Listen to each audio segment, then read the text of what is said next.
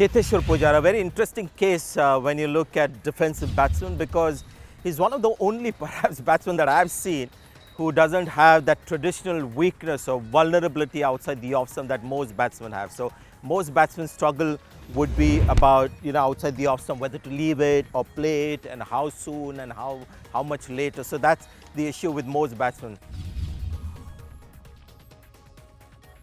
My hypothesis is that one is that because he's such a thinking cricketer, he's always thinking technique and trying to perfect his game, I feel that sometimes he gets a little too caught up in having the right defensive posture to face that ball on middle stump. So he's thinking, okay, bowler coming in, the ball has been bowled, and he's trying to think of getting everything in order, and he does this, and he hasn't really watched the ball close enough. It's like a singer actually focusing on singing in the right key more than actually trying to get the right emotions. So that happens sometimes.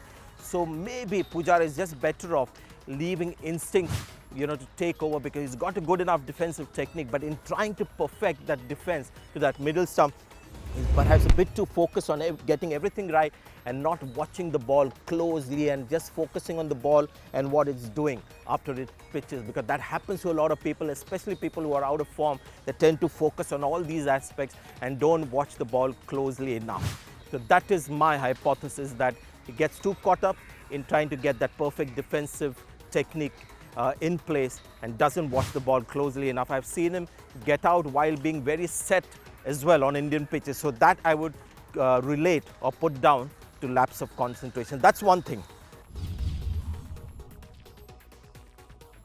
If you see him bat defensively, especially from the side angle, you'll see that he meets the ball here.